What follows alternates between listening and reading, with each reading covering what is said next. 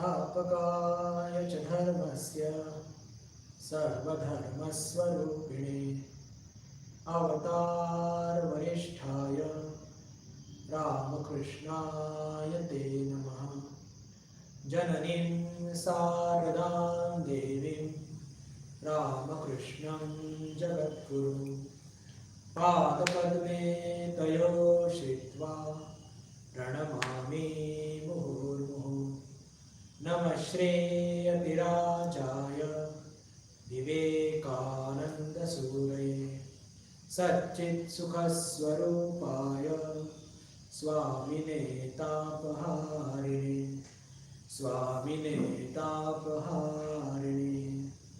वसुदेवसुतं देवं कंसचाणूरमर्दनं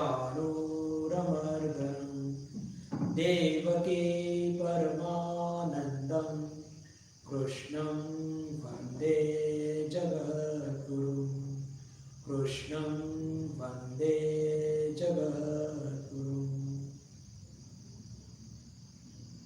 नमस्कार। आपल्या सर्वांचं पुनश्च एकदा या व्हर्च्युअल वर्गात स्वागत आहे। आज सोमवार आणि ठरल्याप्रमाणे आपण आज भगवद्गीतेवर चर्चा करणार आहोत। अध्याय 2, श्लोक नंबर 41। मागच्या श्लोकामध्ये कर्मयोगाचे जे 3 महत्त्वाचे फायदे, 3 म्हणण्यापेक्षा 4 म्हटलं तर जास्त योग्य होईल, कारण की चौथा म्हणजे त्याची चर्चा आहे कर्मयोगातून आपली संसारातून आपली आसक्ती निघून जात असते, एक फायदा। दुसरा म्हणजे नेहाभिक्रमनाशोस्ति प्रत्यवायो न विद्यते स्वल्पम अप्यस्य धर्मस्य त्रायते महतो भयात्। पहिलं म्हणजे आसक्ती कर्मातून जी निर्माण होत असते ती निघून जात असते कर्मयोगाच्या आचरणाने किंवा समत्वाच्या आचरणाने। त्याच्यानंतर अभिक्रमनाशोस्ति, काय याचा अर्थ की हा समत्व योग, हा बुद्धी योग, हा कर्मयोग जर मध्ये सोडून दिला तरी त्याच्या माध्यमातून जे काही आपण आतापर्यंत आचरणात आणलं होतं आणि त्यातून जे समत्व आपण प्राप्त केलं होतं बुद्धीचं, ते समत्व त्याचा नाश होत नसतो। त्याच्यानंतर प्रत्यवायो न विद्यते, समत्व योगाचं पालन करत असताना, बुद्धी योगाचं पालन करत असताना त्याचं उलट फळ हे कधीही प्राप्त होत नसतं। आणि आपण बघतो की जर आपण कर्म केले तर कर्मातून लोभ, मोह, क्रोध, मद, मत्सर हे सगळे उलट फळ आपल्याला मिळत असतात। आपण चर्चा केली होती मागच्या वेळेस, नक्कीच आपल्या सगळ्यांना ध्यानात असतील त्या सगळ्या गोष्टी असणार आहेतच। मग स्वल्पम अप्यस्य धर्मस्य त्रायते महतो भयात्, की जेव्हा आपण या समत्व बुद्धी योगाचा आचरण करतो, कर्मयोगाचा आचरण करतो, तर आपल्या जीवनामध्ये ज्या छोट्या छोट्या गोष्टींना घेऊन सुद्धा आपण, छोट्या आणि मोठ्या, जे आपण नेहमी भीत असतो, खूप भय असतं आपल्याला, माझं काय होणार, मृत्यू भय, यश अपयशाला घेऊन भय, मान अपमानाला घेऊन भय, तर हे सगळ्या प्रकारचे भय हळूहळू हे नष्ट होत जातात। स्वल्पम, आणि थोडं पण जर निस्वार्थ बुद्धीने आपण इतरांची सेवा केली तर आपले भय हे नेहमी करता टप्प्याटप्प्याने, म्हणजे काही आज पण 4 दिवस काहीतरी निस्वार्थ सेवा केली आणि अचानक आपलं भय नाहीच झालं असं होत नसतं। समत्व बुद्धी जशी जशी आपली वाढते तर आपल्या जीवनातले भय सुद्धा ते नाहीसे होत जातात। तर हे 4 फायदे आपण मागच्या वेळेस याची चर्चा केली होती। आज आपण पुढचा श्लोक त्याची चर्चा करणार आहोत। श्लोक काय आहे आधी बघूया। व्यवसायात्मिका बुद्धी बहुशाखा ह्यनन्ताश्च बुद्ध्यो व्यवसायिना। व्यवसायात्मिका बुद्धि एकेह कुरुनंदन बहुशाखा ह्यनन्ताश्च बुद्धयो व्यवसायिना। काय याचा अर्थ, हे अर्जुना, या निश्चयात्मिका बुद्धी एकच असते, परंतु अस्थिर विचार असणाऱ्या अविचारी कामनायुक्त माणसांच्या बुद्धी खात्रीने पुष्कळ फाटे फुटलेल्या व असंख्य असतात. हा त्याचा शाब्दिक अर्थ वाचला. आता आपण त्याचं विवेचन करूया. पहिलाच शब्द घेऊया. पहा, कर्मयोगाचं आचरण आपण करण्याचा प्रयत्न करत आहोत, कर्मयोगी होण्याचं आचरण करत आहोत. तर आपल्याला सगळ्यात मोठी अडचण काय? आपली आसक्ती. आपली जी आसक्ती आहे या संसाराप्रती, आपल्या अवतीभोवती आपले नातलग असतात त्यांच्याप्रती, कार्याप्रती, स्थानाप्रती, ही सगळी आसक्ती आपल्याला त्या समत्व जे आपण आणू इच्छित आहोत आपल्या जीवनात, ते ही आसक्ती त्याला थांबवत असते. आणि ही सगळ्यात मोठी आपली समस्या आहे. जर आपण ही आसक्ती नाहीशी केली तर काय होईल की आपल्या जीवनामध्ये ते समत्व येईल. आसक्तीची सगळ्यात मोठी समस्या काय आहे? आपल्या घरामध्ये जे आपण ज्यांच्याबरोबर राहतो त्यांच्याबद्दल आपली आसक्ती आहे, वस्तूंमध्ये आसक्ती आहे, जिथे काम करतो तिथे आसक्ती आहे, जिथे राहतो तिथे आसक्ती आहे. म्हणजे आपल्या त्या बुद्धीला त्या आसक्तीपोटी अनंत फाटे फुटलेले आहेत आणि त्याच्याकडे लक्षच नाही आहे. तर इथे भगवानांनी ही जी म्हटलंय व्यवसायात्मिका बुद्धी, आता व्यवसायात्मिका हे म्हटल्यानंतर आपल्याला एकदम ते व्यवसाय हेच आठवतं. एका अर्थाने त्यात काही चूक नाहीये, पण व्यवसाय म्हणजे काय? काहीतरी उद्योजकता, काहीतरी सारखं सारखं पाठीमागे लावून मागे लागून काहीतरी प्राप्त करणे, उद्योग करणे. फक्त हा एक संकुचितच अर्थ झाला. पण इथे भगवानांनी जो शब्द वापरलाय व्यवसायात्मिका बुद्धी, त्याचा अर्थ काय? त्याचा अर्थ आहे एक निश्चयात्मिका बुद्धी. व्यवसायात्मिका बुद्धी म्हणजे एकनिष्ठ होऊन, निश्चयात्मिका एकात्म बुद्धी. साधारणपणे होत काय असतं बंधू भगिनींनो, की आपल्या जीवनामध्ये आपल्या मनामध्ये अनंत प्रकारच्या वासना असतात आणि आसक्ती सुद्धा असते. त्या सर्व गोष्टींमध्ये पण आताच विचार केला, चर्चा केली. तर आसक्तीमुळे काय होत असतं की आपल्या त्या बुद्धीला अनेक फाटे फुटलेले असतात. 2 फ्लॅट झालेले आहेत, तिसरा फ्लॅट घ्यायचा आहे. आता हे मॉडेल जुनं झालेलं आहे, नवीन मॉडेल घ्यायचं आहे. असं करायचंय, तसं करायचंय, हे करायचंय, यम करायचंय, त्याव करायचंय. आणि त्यांनी काय होत असतं सारखं सारखं की जितक्या वासना तितक्या त्या बुद्धीला फाटे फुटत असतात. असंख्य जितक्या वासना, आणि वासना म्हणजे फक्त काही वस्तूंचीच नसते. आपल्याला आपल्या घरात त्यांच्याबरोबर आपण राहतो त्यांच्याबद्दल असते, स्थानाबद्दल असते, कामाबद्दल असते, शहराबद्दल असते. अनेक अनेक कारणं असतात, अनंत कारणं असतात. आणि त्या प्रत्येक कारणाशी आपण आसक्तीने जोडलेलो असतो. आणि म्हणून काय होत असतं की आपल्या बुद्धीला जितके आपल्या आसक्तीचे स्थान आहेत, जितक्या आपल्या वासना आहेत, तितके फाटे फुटलेले असतात. आणि फक्त असंच नाही,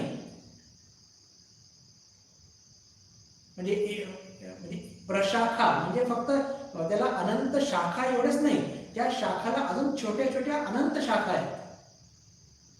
म्हणजे आपण म्हणतो ना की एक मुख्य रस्ता आहे आणि त्या मुख्य रस्त्याला मग तिथे बोळ असते छोट्या छोट्या, मग त्या बोळ्यामध्ये अजून छोटी बोळ असते सोसायटीमध्ये जाण्याकरता. मुख्य रस्ता, मुख्य बोळ, छोटी बोळ, अजून छोटी बोळ, म्हणजे असे अनंत त्या शाखा आपण म्हणूया शाखा असतात, डिव्हिजन असतात. तर तसंच जितक्या आपल्या जितकी आपली आसक्ती असते तितक्याच ह्या सगळ्या त्याला शाखा प्रशाखा फुटत जातात. आणि इथे जे भगवान म्हणत आपल्याला जे सांगत आहे, व्यवसायात्मिका कुरु नंदन, हा जो शब्द वापरलाय त्याला फार महत्व आहे.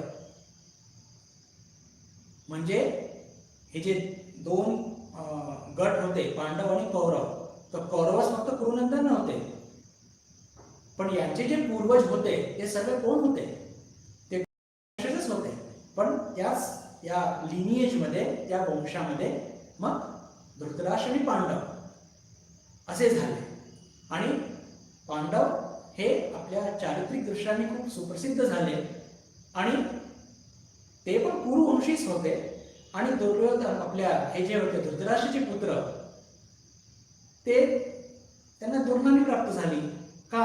त्यांच्या त्या व्यवहारामुळे. तर साधारणपणे कुरुवंशी आपण धृतराष्ट्राच्या मुलांकडे कसं बघू म्हणतो, पण खरं पाहिलं तर त्यांची जी पूर्व पिढी हे सगळे कुरुवंशीय होते. आणि अर्जुनालाच भगवानांनी कुरुनंदन का म्हटलंय, दुर्योधनाला का नाही म्हटलं? कारण की दुर्योधनाचे कार्य बघून जे कुरुवंशीय होते त्यांना कोणालाच आनंद होणार नाही, फक्त धृतराष्ट्र सोडले तर. म्हणून त्याला कुरुनंदन, अर्जुनाला एक त्यांनी उपाधी दिली आहे की तुमचे जे पूर्वज आहे कुरु, तू त्यांना हर्ष देणार आहे, त्यांना आनंद देणार आहे, म्हणून तो कुरुनंदन आहे. तर काय म्हणतात, व्यवस्था बुद्धी एकेह कुरुनंदन, की हे अर्जुन हे लक्षात घे की जी निश्चयात्मिका बुद्धी असते, जी एकात्म बुद्धी असते, जी व्यवसायात्मिका बुद्धी असते, ती नेहमी एक असते. आणि जर तुला कर्मयोगाचा, समत्व योगाचा, बुद्धी योगाचा जर आचरण करायचं असेल तर बुद्धीला या वासनाच्या माध्यमातून जे फाटे फुटत असतात, शाखा फुटत असतात, तशा फुटू देऊ नकोस, स्पष्टपणे सांगतात. आता हे भगवानाने अर्जुनाला सांगितलंय, पण अर्जुनाला सांगितलंय म्हणजे काय, तुम्हाला आणि मलाही सांगितलंय का? आपण सुद्धा साधक आहोत अर्जुनासारखे.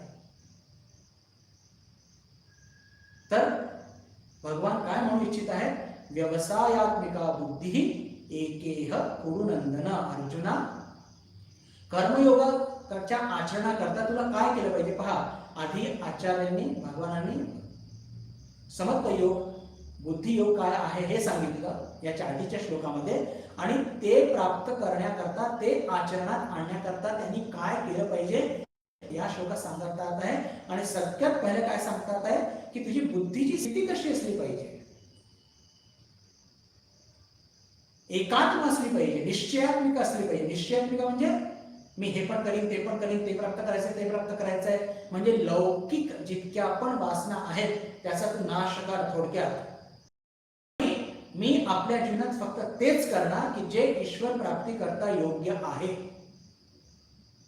ईश्वर प्राप्ती करता जे काहीही कर्म आहे ते कर्मयोगाच्या माध्यमातून, पहा मी जे शब्द वापरतो त्याकडे लक्ष द्या, की ईश्वर प्राप्ती करता जे काहीही कर्तव्य आहेत ते भावेने करीन. म्हणजे सगळे जे, म्हणजे ईश्वर प्राप्ती करता जे योग्य आहे त्याने काय होईल की बाकीच्या लौकिक वासना त्याचं निरसन करीन. आणि त्याचं निरसन करीन म्हणजेच काय की माझ्या म्हणजे मनावर मी दृढ निश्चय करणार आहे किंवा करत आहे की मी फक्त ईश्वर प्राप्ती किंवा बुद्धीचं समत्व हेच प्राप्त करीन.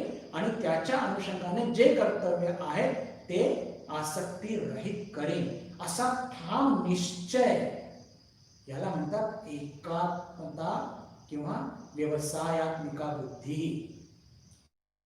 लौकिक जगामध्ये ही व्यवसायात्मिका बुद्धी ही एकनिष्ठता प्राप्त करणं अवघड आहे. का? कारण की साधारण माणसाच्या मनामध्ये इतक्या वासना असतात अनंत, आणि म्हणून त्याची जी बुद्धी असते ती विखुरलेली असते. त्याच्यामध्ये एकनिष्ठतेचा फार अभाव असतो. आपण साधक आहोत आणि पहिल्या पायरीवरती आहोत, अजून आपलं मन एकनिष्ठ झालेलं नाहीये. आपली बुद्धी निश्चयात्मिका किंवा त्याला व्यवसायात्मिका असं म्हणता येणार नाही. का? सध्या आपली स्थिती कशी आहे, मला ईश्वर पण पाहिजे आणि असलेले भोग पण पाहिजे, असं होणार नाही. असं ना कधी झालंय आणि कधी होणार नाही. पण या चर्चेच्या माध्यमातून आपल्याला काय ठीक करायचंय, आपल्याला हे निश्चित करायचंय एक निश्चयात्मिका बुद्धी काय ती एक असते की मला ईश्वर करायचं आहे आणि ते प्राप्त करण्याकरता जे कर्तव्य आहेत ते निरासक्ती पूर्ण करील असा ठाम विचार करून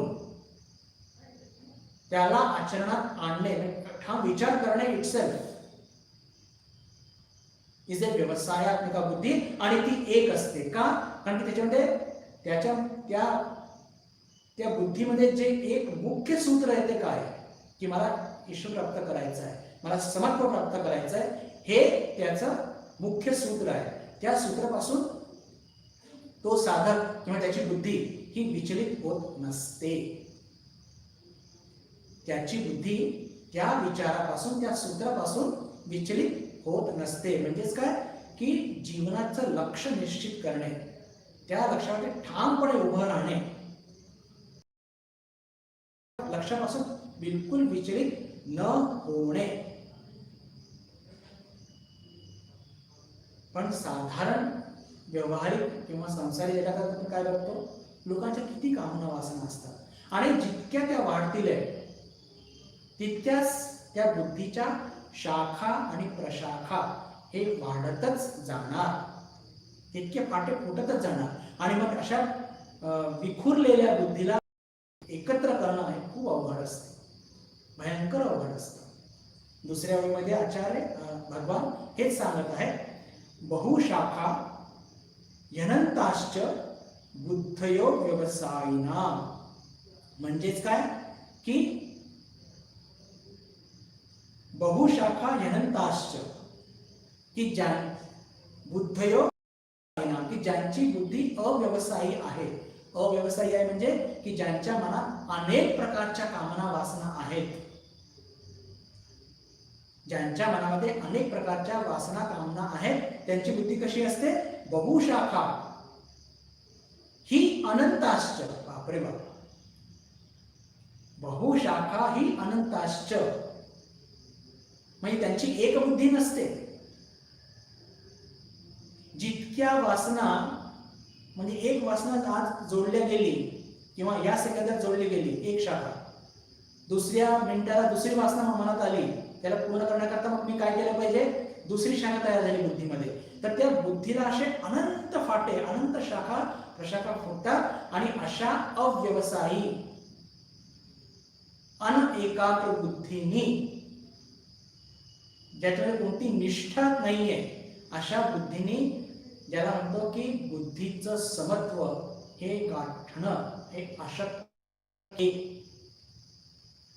इथे भगवानाने या श्लोकामध्ये एक फारच टेक्निकल आणि केवढी एक म्हणजे फार महत्वाचा एक सिद्धांत मी सांगू इच्छितो की पहिल्या ओळीमध्ये बुद्धी हा जो शब्द वापरलाय हा एक वचनी वापरलाय. बरं का? कारण की व्यवसायात्मिका बुद्धी कशी आहे, ती निश्चयात्मक आहे आणि ती एक आहे. तिचं सूत्र काय आहे की मला ईश्वर प्राप्त करायचं आहे आणि त्याच्या अनुषंगाने जे कर्तव्य आहे तेच मी करणार, वासना पोटी मी काही नाही करणार. आणि जेव्हा दुसऱ्या ओळीमध्ये येतात भगवान तेव्हा काय म्हणतात, बहुशाखा यनंताश्च बुद्धयो. इथे प्लुरल बहुवचन वापरून राहिले आचार्य. बहुवचन का वापरून राहिले, बहुशाखा अनंताश्च, अनंत वासना आहेत मनामध्ये, जितक्या वासना तितके फाटे, तितकेच शाखा आणि प्रशाखा.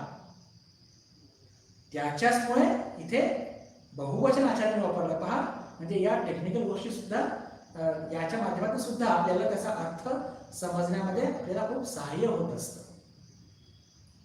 तर आता हे या श्लोकाचा अर्थ तर झाला. आता आपण थोडंसं अजून विवेचन करण्याचा प्रयत्न करूया की या दोघांमध्ये नेमका अंतर काय आहे, व्यवसायात्मिका आणि अव्यवसायात्मिका बुद्धी. कारण की आपण आपल्याजवळ थोडीशी व्यवसायात्मिका, थोडी अव्यवसायात्मिका बुद्धी असं काहीतरी घाललेलं आहे, किंवा व्यवसायात्मिका जवळपास नाहीच असं म्हटलं तरी चालेल, पण त्याची ओढ कुठेतरी आपल्याला लागली.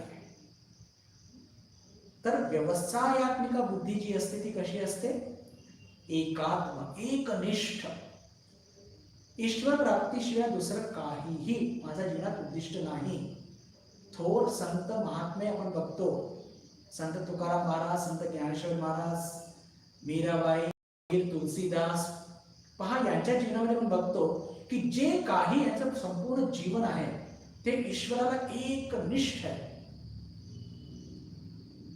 एकनिष्ठ आहे म्हणजे त्यांच्या जीवनातला समजा ते काही कोणतंही कार्य करतात, ते कार्याचा उद्दिष्ट जर आपण बघितला, त्याचा मागचा निहित हेतू बघितला, तर तो फक्त ईश्वर प्राप्तीचाच एक आपल्याला तो निहित हेतू स्पष्टपणे दिसून येतो.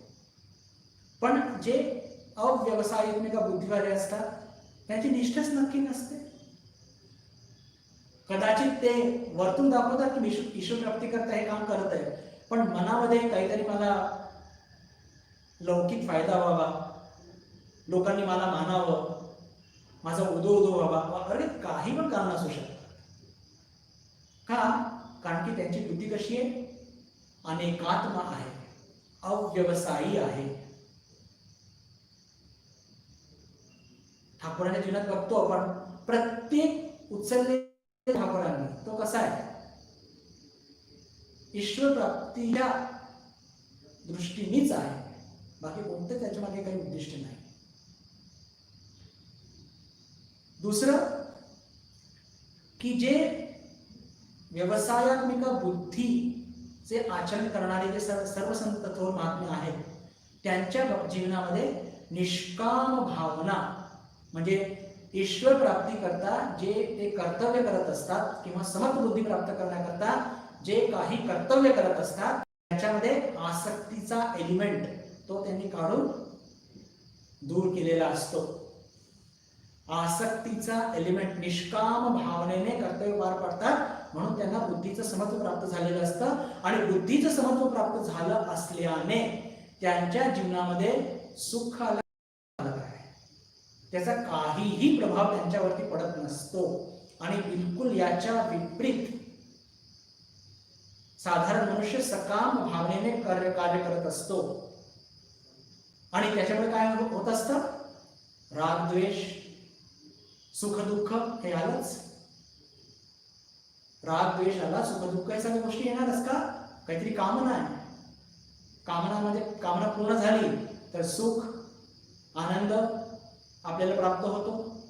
पण तेच आपल्या कामनेच्या विरुद्ध काही घडलं, आपण दुःखी होतो, नाराज होतो. म्हणजे काय होतं की साधारण लोकांची सकाम भावनेने हे कर्म करत असतात, पण म्हणून त्यांना बुद्धीचं समत्व सुद्धा ते प्राप्त करू शकत नाही.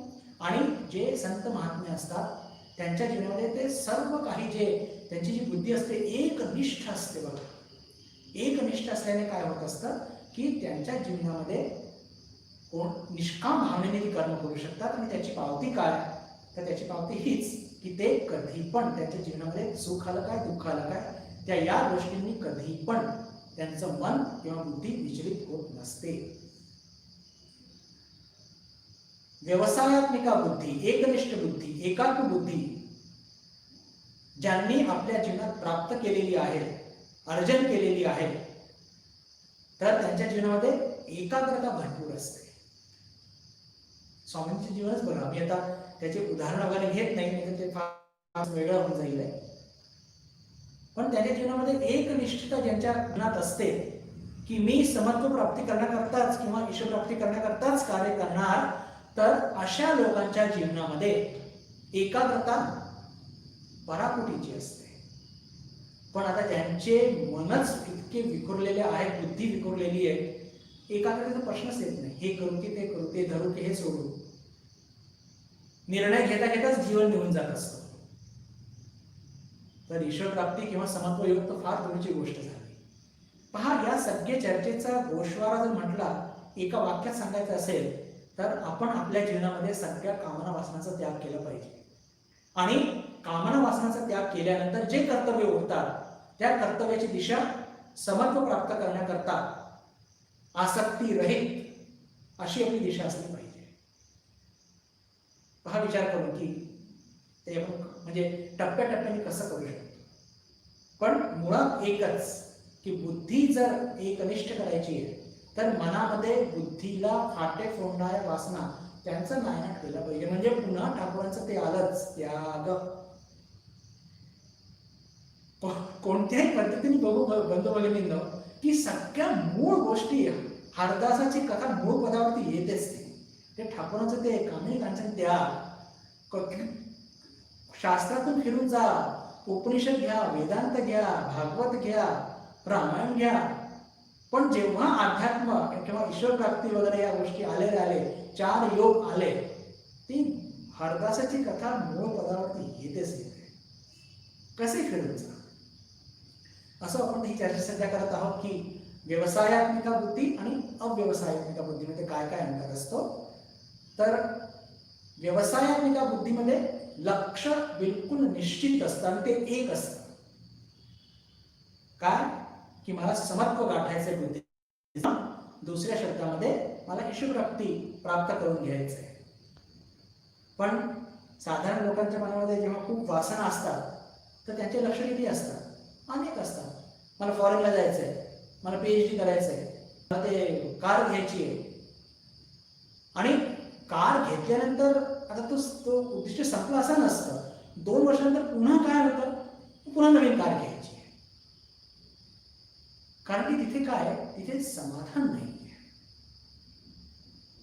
तिथे समाधान नसल्याने हे सगळे समस्या आहे.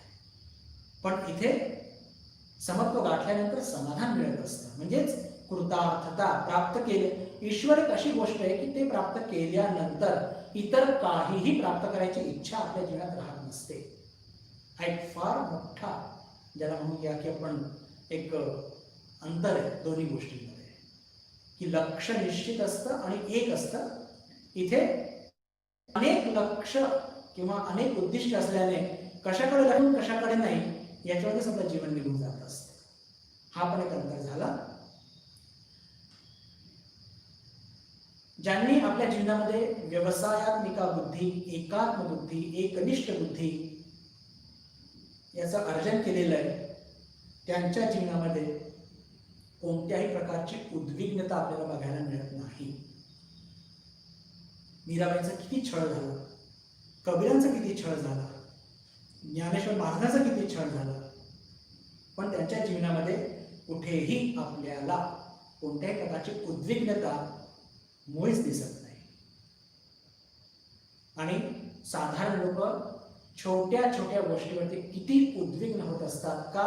कारण की बुद्धीला फाटे फुटलेले आहेत. अव्यवसायी बुद्धी आहे, अनेकात्म बुद्धी आहे. हा पण एक फार मोठा अंतर झाला. तर हे काही 4-5 आपण अंतर बघितले बंधू भगिनींनो, की कसं व्यवसायात्मिका बुद्धी जर आपण अर्जन केली, ते प्राप्त करण्याचा प्रयत्न केला तर आपण आपल्यामध्ये काय काय बदल घडून घेत असतो, किंवा संतांच्या जीवनामध्ये आणि आपल्या जीवनामध्ये हा एक केवढा मोठा अंतर आपल्याला स्पष्टपणे दिसून पडत असतो.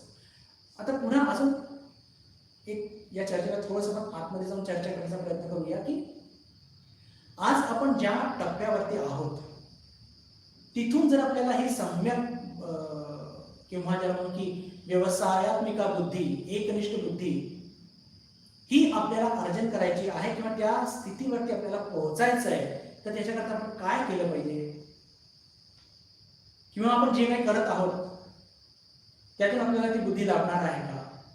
तर नक्कीच ती लाभणार आहे. म्हणजे त्याच्याकरता काही वेगळ्याने काही साधन करण्याची आवश्यकता नाहीये.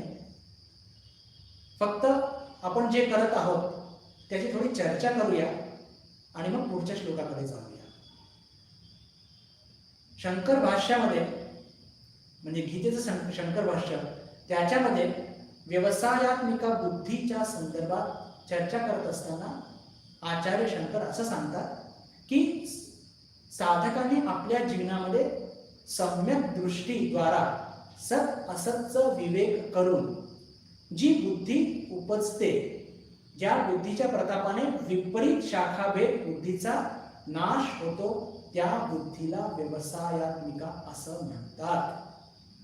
लांबलचक वाक्य आहे, आपण थोडंसं सम्यक दृष्टीद्वारा सत असतचा विवेक करायचा.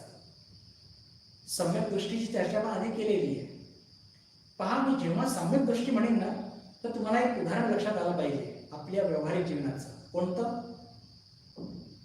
की दुकानात आई गेलेली आहे आपल्या लहान बाळाबरोबर, आणि दुकानामध्ये त्या बरणीमध्ये चॉकलेट ठेवलेले असतात, आणि त्याच्यामध्ये एका बरणीमध्ये साखरेचे बनलेले हत्ती, घोडे, उंट, माकड हे सगळं ठेवलेलं आहे. आणि तो प्रत्येक वेळेस आईच्या मागे तो हट्ट करतो तो बाळ. काय? आई आज मला हत्ती घेऊन दे, आई आज मला वाघ घेऊन दे. आता आईला हे माहिती आहे की हा बाळा हत्ती म्हणतोय, उंट म्हणतोय, माकड म्हणतोय, अजून काय म्हणतोय, पण आहे काय त्याच्यामध्ये? साखरच. तर सम्यक दृष्टी ठेवणं म्हणजे काय? साखर बघणे. म्हणजे या सत्या जगामध्ये जे विभिन्न आपण नामरूप बघत आहोत, त्या नामरूपाच्या मागे एकच सत्ता खेळत आहे. कमीत कमी हे आपल्या बुद्धीमध्ये जरी आपल्याला अनुभव आलेला नाहीये, पण या आपल्या मनामध्ये याला ठामपणे पकडून ठेवणं की हे सगळी प्रकृती मी जे बघतोय, हे सगळं मी विश्व जे बघतोय, हे नाना प्रकारचे लोक बघत आहेत, हे सगळे एकच त्या सत्तेचं रूप आहे. अजून एक उदाहरण घेऊया सम्यक दृष्टी करता, की समुद्र आपण सगळ्यांनी बघितले बंधू. त्या समुद्रामध्ये लाटा सारख्या सतत उमटत असतात. मोठी, अजून मोठी, मध्यम साईजची, छोटी, अजून छोटी. ती लाटा उठतात आणि एकाच सेकंदामध्ये कोसळून त्या नष्ट होतात. म्हणजेच काय? त्या लाटेचं अस्तित्व असतं काही सेकंदाकरता, आणि त्या लाटांना बघून आपण काय करतो? अरे ती मोठी लाट आली, अरे ती छोटी लाट आली, अरे ती मध्यम लाट आली. म्हणजे जर त्या लाटांकडे बघितलं तर त्या लाटांचं हे जे नाम आणि रूप, त्याच्या पाठीमागे नेमकं काय आहे? पाणी. आपण ते लाटा बघून आनंद करतो आणि त्याला नाव देतो, छोटी लाट, मोठी लाट, मध्यम लाट वगैरे वगैरे. पण नेमकं त्या लाटांच्या मागे म्हणजे मूळ तत्व काय? पाणीच आहे. फक्त वारं सुटलेलं म्हणून त्यावेळेला त्याची लाटा दिसतात. तसंच हे जगामध्ये हे विभिन्न प्रकारचे पशु, प्राणी, मनुष्य, हत्ती, घोडे, उंट, दरी, डोंगर, नद्या, हे सगळं विभिन्न नामरूप दिसत असतं. पण त्याच्या मागे हे सगळं जे म्हणतात की मोमेंटरी आहे, क्षणिक आहे, नामरूप घेऊन त्या लाटांसारखं नामरूप घेऊन आलेले आहे. आज आहे, उद्या नाही. त्याला म्हणतात सम्यक दृष्टी. तर आचार्य काय म्हणतात ते पहा, की सम्यक दृष्टीद्वारा सत आणि असत मध्ये भेद करा. म्हणजेच काय? की मी हे जे इतके सारे लोक बघत आहे, हे लोक सत्य नाही आहे. त्याच्या मागे जी सत्ता आहे, आत्मतत्व, ब्रह्मतत्व, ते सत्य आहे. हे बौद्धिक स्तरावरती आपल्याला सारखं सारखं बिंबवावं लागेल. आणि त्यातून काय होईल? त्यातून एक एक एक बुद्धीचा उदय होईल, एका विचाराचा, सिद्धांताचा, की प्रत्येक जे आपण हे सगळं बघत आहोत त्याच्यामध्ये एकच सत्ता आहे. हे जग जे बघत आहोत हे खोटं आहे. या जगातले सगळे भोग, ज्याच्या सगळ्या वासना, ज्याच्यामुळे मी त्यांच्या मागे धावत आहे, ते भोग सुद्धा खोटे आहेत. पहा, हा सगळा विचार खूप खोलवर करावा लागेल बरं, आणि अनेक, ज्याला म्हणतो की इंटेन्सली करावा लागेल. तेव्हा म्हणजे सगळ्या भोगांच्या संदर्भात आपली जी आसक्ती आहे किंवा या भोगांमध्ये आपण फसत आहोत, हा जेव्हा विचार पक्का होईल तेव्हा काय होईल? की ती व्यवसायात्मिका बुद्धीचा उदय होईल आणि अव्यवसायात्मिका बुद्धी जी आपल्याकडे सध्या आहे तिचा नाश होईल. म्हणजे पहा, सायमल्टेनियसली काय काय घटना घडणार आहे. जसं जसं आपण सम्यक दृष्टी आपली वाढेल, इंटेन्स होईल, आपला विवेक वाढेल, या नामरूप जगाच्या मागे आपण धाव घेणं सोडू आहे, या भोगांचे ज्याला म्हणतो की लटकेपणा आपल्याला लक्षात येईल, फसवेगिरी लक्षात येईल, त्यांना आपण जेव्हा जसं सोडू आहे तेव्हा काय होईल? की आपल्याला लक्षात येईल की या जगाच्या मागे जी सत्ता आहे त्याच्या मागे धाव घेतली पाहिजे. म्हणजेच काय? एकनिष्ठ बुद्धी होईल आपली, व्यवसायात्मिका बुद्धी होईल. आणि व्यवसायात्मिका बुद्धीचं उदय झाला म्हणजेच काय? जी अव्यवसायात्मिका बुद्धी आहे तिचा ह्रास होईल. या गोष्टी सायमल्टेनियसली होत असतात आणि आपल्या जीवनामध्ये मग ज्याला म्हणतो की जशी जशी निश्चयात्मिक बुद्धी वाढली, समत्व वाढलं की बस मग समजा ठाकूर म्हणतात ना की लक्षात ठेवा की पूर्वेला सकाळी जर आपल्याला लालिमा दिसली की लक्षात ठेवा की सूर्योदय होणारच आहे. आणि एकदा या जगाच्या पलीकडे जी सत्ता आहे त्याची थोडी पण चूक लागली ना, त्याच्यानंतर गती, ज्याला म्हणतो की तो आकर्षणच असा असतो आत्मतत्वाचा. बाकीचे सगळे आकर्षण त्याच्या मागे एकदम बिलकुल म्हणतो की फार तुच्छ वाटतं, त्याच्या मागे धावणारच नाही. पण पहिला जो पाऊल असतो आपला तो खूप घेणं खूपच कठीण असतं आणि ते हळूहळू होईल. पण आपले जे प्रयत्न असले पाहिजे ते ज्याला म्हणतो की सतत असले पाहिजे, त्यात खंड नसला पाहिजे. ते प्रयत्न सतत असले पाहिजे, त्यात खंड मुळीच नको, हे आपण लक्षात घेतलं पाहिजे. आणि ज्याला म्हणतो की हे जे सम्यक दृष्टी म्हणतोय तर आपण प्रत्येक संतांच्या जीवनात बघा की कसं या लोकांनी ती एकनिष्ठ बुद्धी, जीवनातला काही अनुभव त्यांनी प्राप्त केला आणि ते प्राप्त केल्यानंतर लगेच त्यांनी या जगातले सगळे प्रलोभन, नामरूप जगातले सगळे आकर्षण त्यांच्याकडे संपूर्णपणे दुर्लक्ष केले. भगवान श्रीरामकृष्णाच्या जीवनातला हा प्रसंग मी अनेक वेळा सांगितलाय, फक्त थोडक्यात सांगून पुढे जाऊया की जेव्हा ते कलकत्त्याला येतात पोटा पाण्याच्या सोयी करतात, मोठे भाऊ म्हणतात की अरे काहीतरी उद्योग कर. उद्योग म्हणजे आता कुलीन ब्राह्मणात घरातले भगवान श्रीरामकृष्ण तर काय करणार, पुरोहितीच करणार किंवा काही शिक्षकाचं काम करणार. तर ते काय म्हणतात, त्यांना हे लक्षात आलं की या सगळ्या गोष्टीमध्ये मी पडलो तर माझ्या मनामध्ये अनंत प्रकारच्या वासना येतील आणि त्याला अनंत फाटे फुटण्याची शक्यता आहे. म्हणून ते मुळावरतीच घाव घालतात आणि आपल्या बुद्धीला व्यवसायात्मिका करतात, एकनिष्ठ करतात ईश्वराचरणी आणि म्हणतात आपल्या भावाला की मनुष्य जीवन ज्याने सार्थक होईल, मी तीच विद्या शिकणार, मी तांदूळ आणि केळ कमवण्याची विद्या शिकणार नाही. हे वाक्य म्हणजे काय, एक निष्ठ बुद्धी, निश्चयात्मिका बुद्धी, व्यवसायात्मिका बुद्धी, त्याचं सगळ्यात मोठं प्रमाण आहे. माताजीकडे बघितलं तर किती उदाहरण सांगून किती नाही असं होतं. मी फक्त एकच वाक्य सांगतो, त्यातून लक्षात येईल की माताजींचं संपूर्ण जीवन कसं एकनिष्ठ होतं. एकदम कशी व्यवसायात्मिका बुद्धी होती, त्याला फाटीच फुटले नव्हते.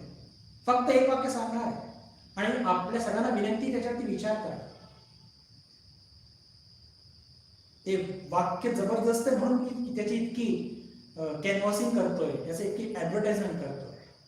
आणि ते वाक्य म्हणजे प्रश्नात्मक वाक्य आहे. आपल्यापैकी ज्या ज्या लोकांनी माताजींच्या बद्दल थोडंही वाचलंय, मला पूर्ण विश्वास आहे की आपल्यासाठी खूप वाचलेलं आहे. पण तुम्ही सर्वांनी मला, आपण सगळ्यांनी मला एक घटना अशी सांगा की ज्या घटनेमध्ये माताजींनी ठाकूरांना काही तक्रार केली आहे किंवा काही मागितलं आहे. एक घटना, एक सेकंद असं दाखवणे माताजींच्या जीवनातला की कुठे त्यांनी तक्रार केलेली आहे किंवा काही मागणी केली की मला असं काहीतरी पाहिजे. जसं ठेवलं ठाकूरांनी तशा राहिल्या,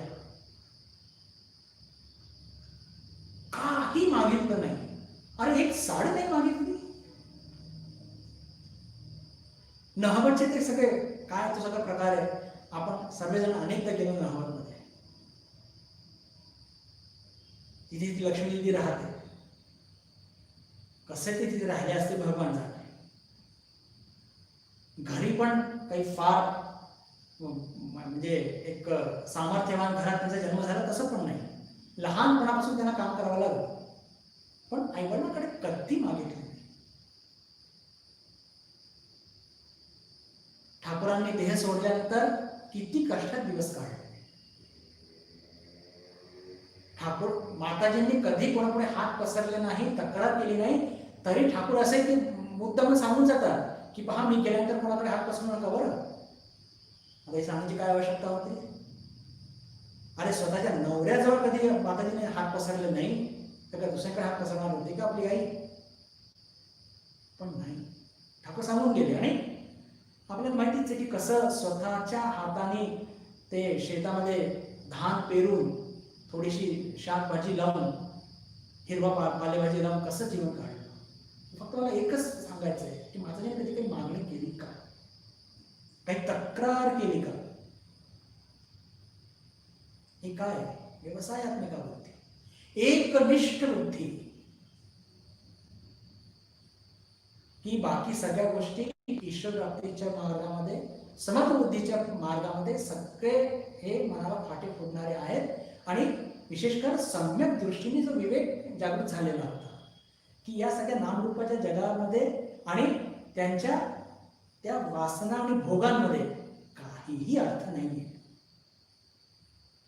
अनंत आनंद अनंत काळाकरता दुःख नाही, हे कुठे मिळणार आहे? ईश्वराच्या चरणी मिळणार आहे किंवा आत्मस्वरूपात मिळणार आहे. हे माताजींना चांगलं माहित होतं, म्हणून या सगळ्या तंट्यामध्ये त्या कधी पडल्याच नाही आणि आनंदाने, स्वतः आनंदाने राहिल्या. आणि आज तुम्हाला आम्हाला सुद्धा प्रेरणा देत आहे, आनंद देत आहे. तक्रार नाही, मागणं मुळीच असते. एका एकनिष्ठ बुद्धी. स्वामीजींच्या जीवनात सुद्धा तसं जर बघितलं तर एक छोटीशी घटना बघून पुढे जाऊया की स्वामीजींना जेव्हा ते म्हणजे कुमार अवस्थेमध्ये असताना त्यांना दोन स्वप्न खूप सारखे सारखे पडायचे. एक स्वप्न पडायचं की ते फार मोठं त्यांनी काहीतरी एक राज्य उभारलेलं आहे, म्हणजे आपल्या सामर्थ्याने भरपूर पैसा कमवलेला आहे आणि यश त्यांच्या पायाशी लोटांगण घेत आहे. धन, संपत्ती, ऐश्वर्य, सत्ता हे सगळं त्यांच्या पायाशी लोटांगण घेत आहे. जणू काही राजाच झालेले आहेत ते या जगाचे. आणि दुसरं स्वप्न त्यांना पडायचं की ते फकीर झाले आहेत आणि संन्यासाच्या वेशामध्ये फिरून फिरून लोकांची सेवा करत आहे. बरोबर आलटून पालटून त्यांना हे स्वप्न पडायचे. पण जसे जसं त्यांच्या व्यक्तिमत्वामध्ये बदल घडत गेला आणि ईश्वराची, म्हणजे ज्याला म्हणूया की ईश्वर प्राप्तीची इच्छा तीव्र होत गेली, भगवान श्रीरामकृष्णांच्या संपर्कात आले, साधना वाढत गेली आणि त्यांचा तो जगाचा राजा बनण्याचं स्वप्न, धन, संपत्ती, सत्ता, प्रतिष्ठा, तो स्वप्न नाहीच झालं. आणि फक्त त्यांना मग ते फकीराचे स्वप्नच पडायचे आणि फकीर झाले सुद्धा. हा, ती गोष्ट नाही राहील की फकीर बनून ते आज संपूर्ण जगाचे राजाच नाही तर महाराजा झाले. तो एक वेगळा भाग आहे, पण लौकिक अर्थाने नाही, लोकांच्या मनाचे राजे झाले आणि आज सुद्धा ते लोकांच्या मनाचे महाराजे आहेत. म्हणण्याचा अर्थ काय की एकनिष्ठ बुद्धी, जसंच त्यांच्या जीवनामध्ये ईश्वर प्राप्तीची जी एक ती दिशा निश्चित झाली, त्याच्यानंतर मग त्याला फाटे फुटणं, ज्याला म्हणतो की बुद्धीला अव्यवसायी होणं, अनेकात्म होणं, ते प्रश्नच नव्हता. हे उदाहरण तर मी मुद्दाम तुमच्या पुढे मांडले की आपले आदर्श आहेत म्हणून. पण आपण इतर संतांचे जीवन सुद्धा बघितले. संत गाडगे महाराज बघा ना, त्यांनी सुद्धा कधी तक्रार नाही, काही मागणं नाही. बिलकुल तुकाराम महाराज यांचं सुद्धा तसंच आहे. ठेविल्यानंतर तैसेचे राहावे. महाराजांनी नजराणा पाठवला संत आहेत म्हणून, तो घेतला नाही. त्यांच्या पत्नीला मुली कोणीच आवडलं नाही, त्यांनी ते परत केलेलं. ती सगळी घटना आपल्याला माहिती आहे, त्याच्या तपशिलात जात नाही. पण हे का शक्य होतं? कारण की तुकाराम महाराजांना हे माहित होतं की हे सगळ्या गोष्टी घडत आल्यानंतर ईश्वर प्राप्तीपासून आपण विमुख होऊन जाऊ आणि आवळे आधीच चंचल मनाची आहे, तिचं मन अजून चंचल होईल. 4 शिव्या आवळीने घातल्या ते मान्य आहेत, नाहीतर काय तिच्या शिव्या काही थांबणार नव्हत्या, नाहीतर काही थांबणार नव्हत्या, तर ते परत केलेलंच बरं.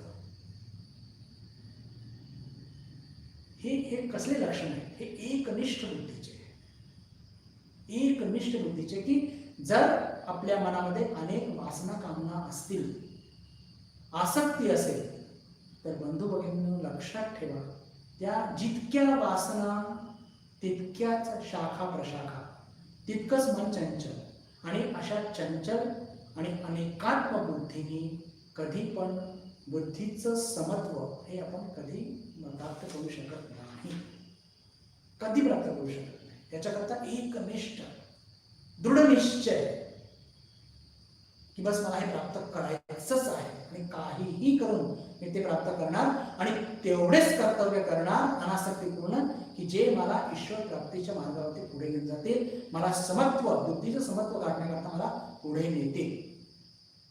बाकी इतर गोष्टी म्हणजे ते आपल्या मनातूनच येत असतात वासनांपोटी, तर त्या वासनाच मी त्याचा मुळावरतीच घाव घालणार. तर म्हणून इथे जे भगवान आपल्याला सांगतात की व्यवसायात्मिका बुद्धी एकेह कुरुनंदन. ही व्यवसायात्मक बुद्धी म्हणजे एकनिष्ठ बुद्धी ही कशी असते? ही एक असते. अर्जुना कुरुनंदन बहुशाखा ही अनंताश्च बुद्धयो अव्यवसायिनाम. आणि अव्यवसायी बुद्धी कशाला म्हणतात कुरुनंदन? बंद कर.